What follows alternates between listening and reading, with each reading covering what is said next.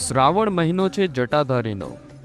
જે ભગવાન શિવે ક્યારેય પોતાની જટા ના કપાવી, તો આપણે કઈ રીતે કપાવી શકીએ?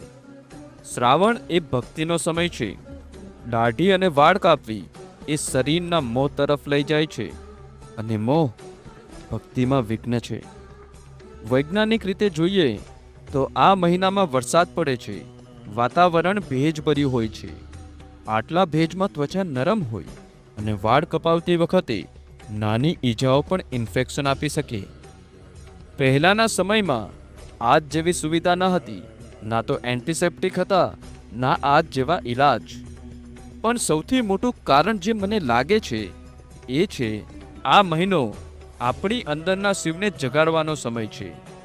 અને આ સમયે દેખાવ નહીં, ભક્તિની જરૂર છે. હર હર મહાદેવ.